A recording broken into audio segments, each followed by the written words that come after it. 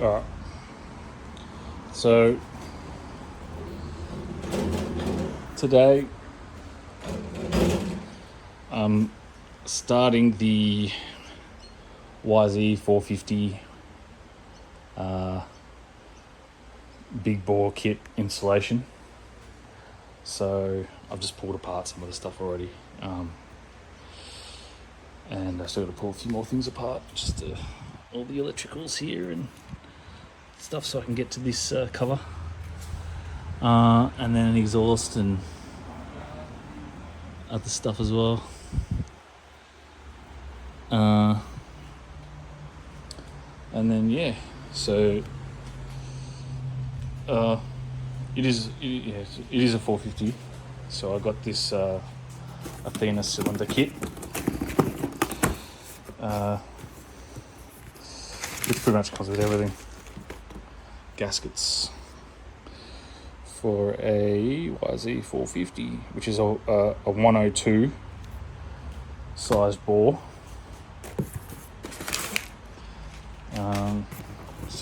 So piston and jug, hopefully jug, a couple of sticks.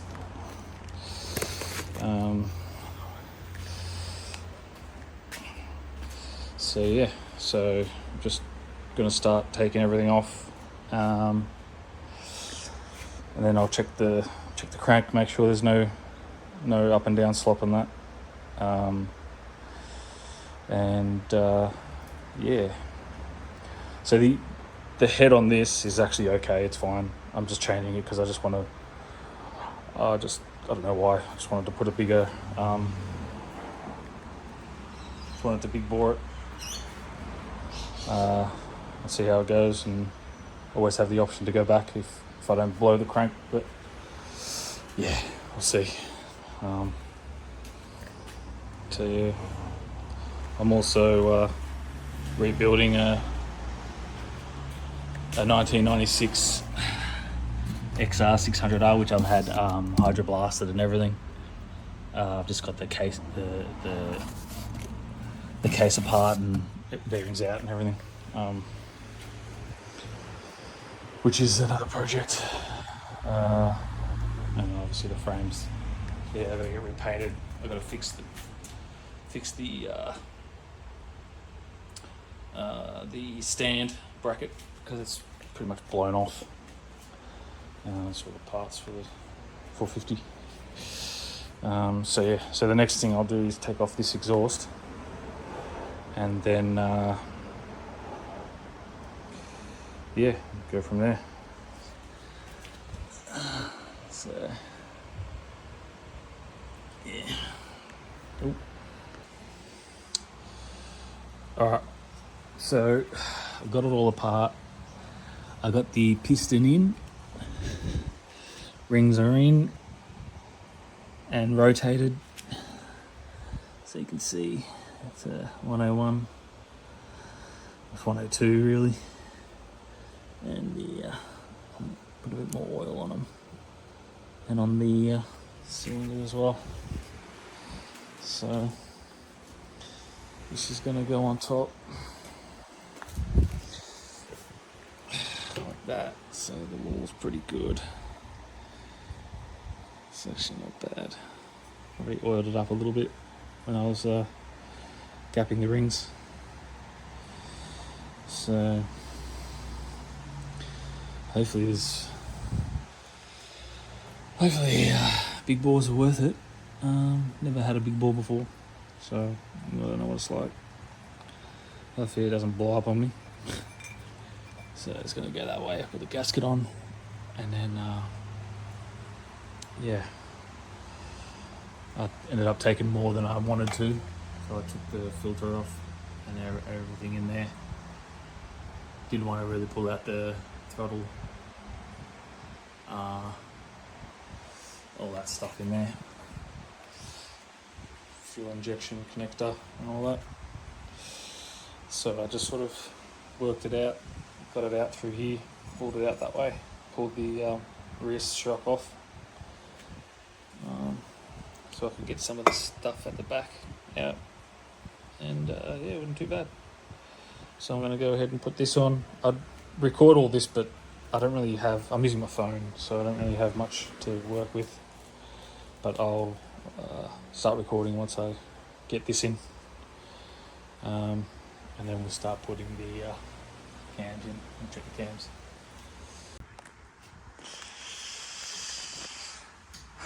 Alright, so head's installed, big bore kit's installed. It runs pretty good. I think everything's alright. I think it might be running a little bit lean, but it feels good since I've been sort of wearing it in. I've taken it around the block a little bit. Even just before, I just took it around the block quickly, just to avoid the cops.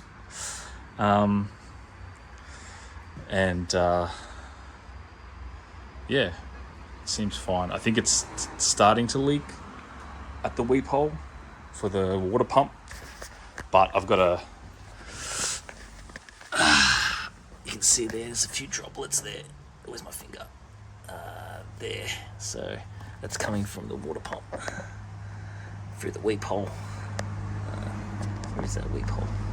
There it is. So you can see, I don't know if you can see that, but it's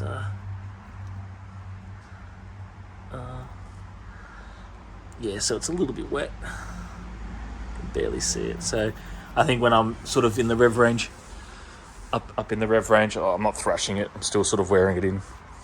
So yeah, so far so good. It hasn't blown up on me, so that's good. I think I've got to put a few hours on it before I really sort of open it up, but it's got a lot of torque.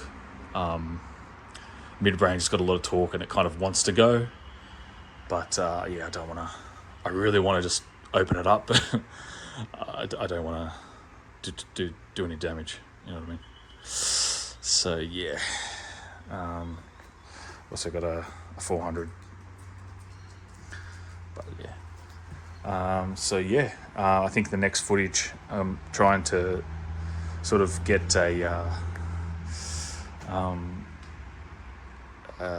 like a camera of some sort, like maybe a GoPro or something, and then I'll be able to do maybe a few track runs with it and see how that goes, and sort of probably be open it up a little bit more, but I'll still be wearing it in. I've got a track near me that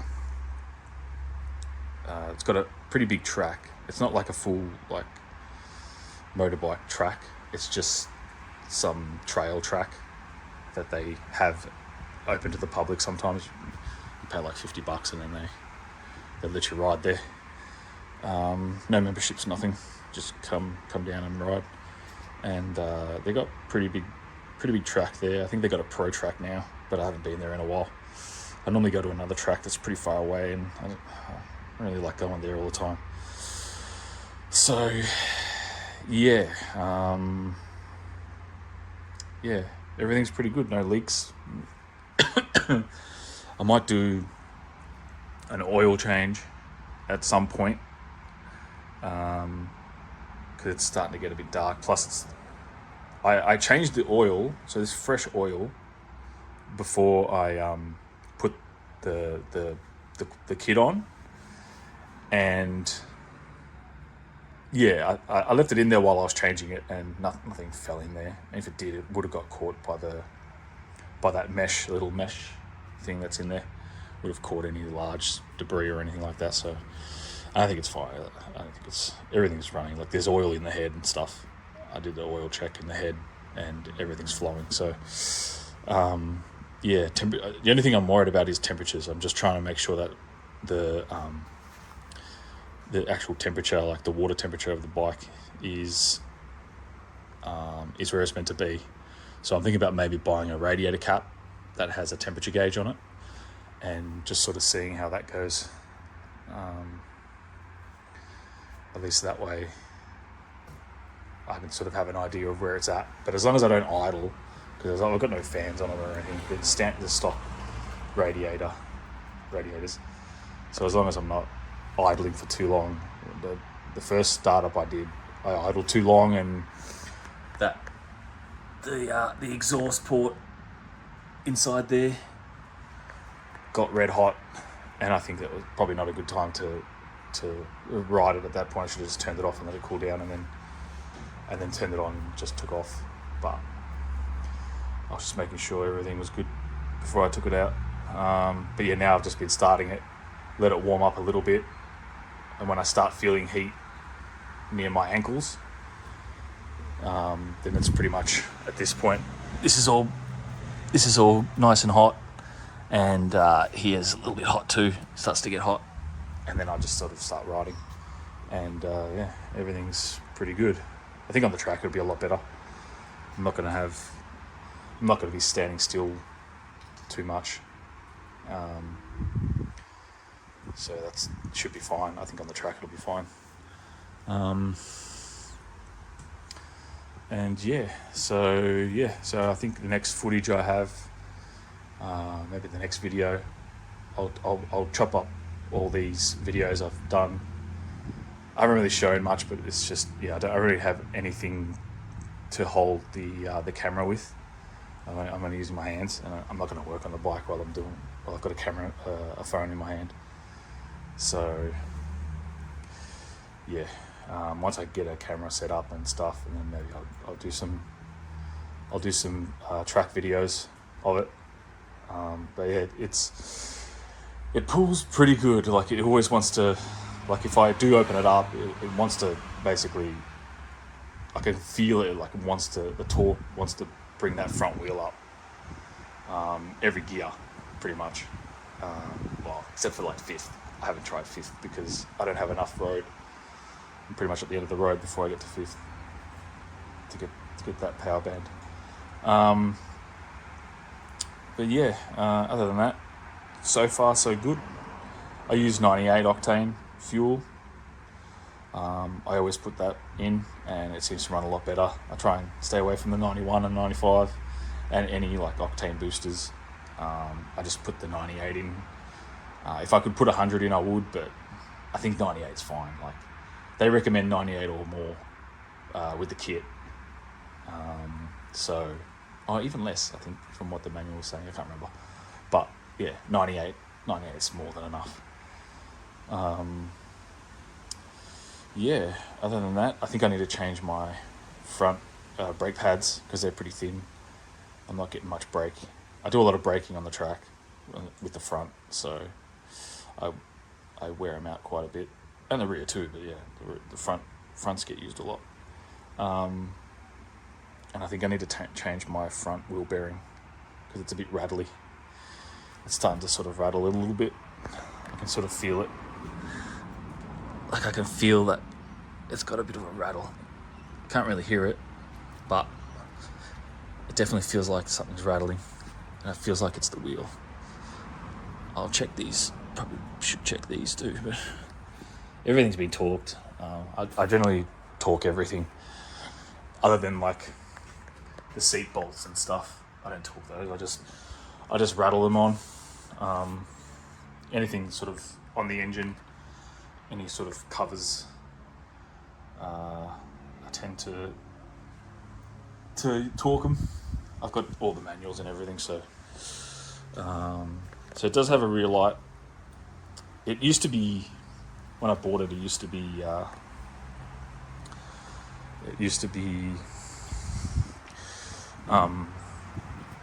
had a recreational reg. I still got the plates for it, but I don't think I'm going to take this out in the forest. It'll just get too hot, like, especially if like the tracks are really bad. Like, it'll just overheat. I don't think the YZ should be in the forest. I don't know. I could be wrong. Maybe, I don't know. I just feel like it's just going to overheat.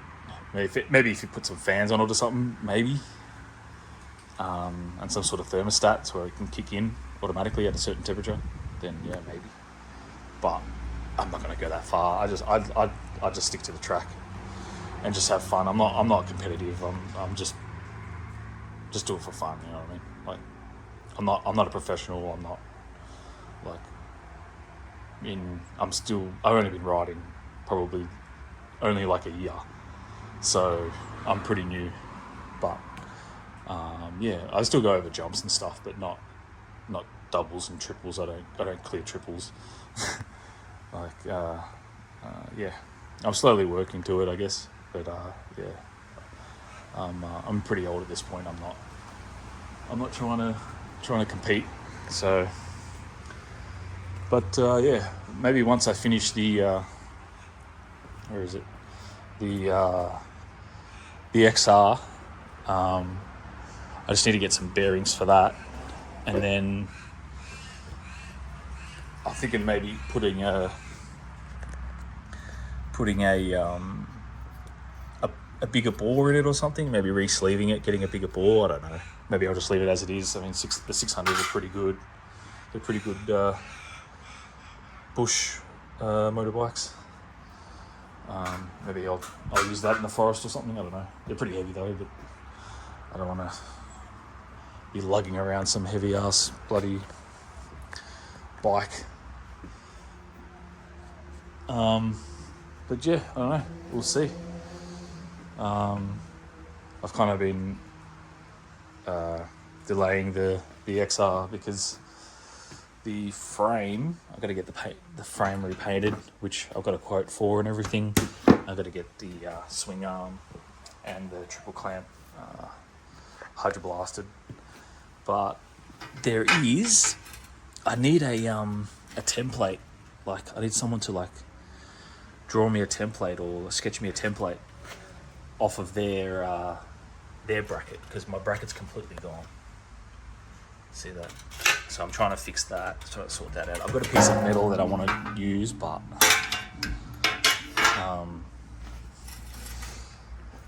the metal, where is it? Where did I put it? Somewhere. I don't know where it is. Yeah, I don't know. It's somewhere. It's like a bit of oh, there it is. There's 6 mil plate. Yeah. So I was kind of just sort of sketching something, but that's way too small. Like, it needs to be. I think that's pretty good. 6 mil. That's the thing. Like, I don't know how thick it actually is, unless I get someone to like sketch it for me and let me know. Like, maybe measure it for me, and that way I can get it on. I've bought a new stand with spring and everything, just basically just bolted on, and it's good. But I just need to get the bracket right. So yeah, I've also got a few other jobs that I'll probably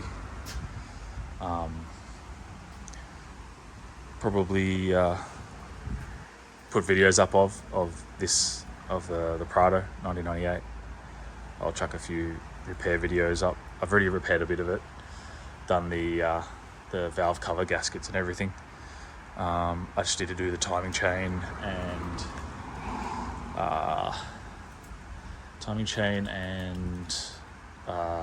the lower control arm bushes, which I've got everything for it. I just need to put it all on. And then I've got the Commodore. Yeah, so that's the VE Commodore. I've got a few things to do on that too, which is like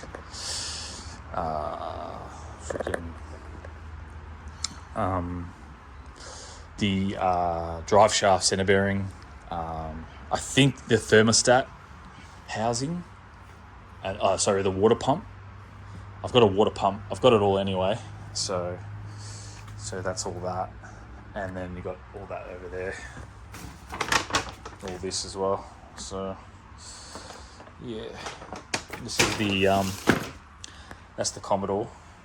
So you got the crank seal, rear crank seal, main seal.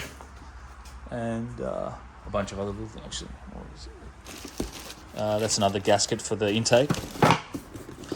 And then this is the drive shaft center bearing. And the, what was this again?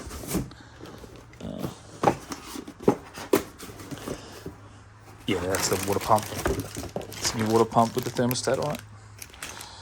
So I was actually going to do the, because I got the crank seal, the main crank seal. I was going to pull the transmission out and do that, and at the same time do the water pump. But I can also do the water pump from the bonnet, from the back. Just pull the shrouds and everything off, and then it's a bit of a pain, but it's doable. Apparently, I saw some YouTube videos of it and stuff. So yeah, yeah. Other than that, that's pretty much what's going to be coming in on this channel. So yeah, but other than that, it's more mainly just the bike for now, and a few track days and stuff, and then I'll probably throw in a few other things there, or if you want to see anything in particular, then yeah, just comment, and yeah, we'll see how this all goes. I'm not expecting like millions of subscribers. I'm basically just doing it just to, I don't know, just to document everything, especially the riding, just to have there that I can look back on, and you know, yeah. So yeah, so if you want to subscribe, you can. I mean, subscribe and comment. Let me know what you think, what I'm doing right, what I'm doing wrong, and yeah, thanks for watching. See you on the next video.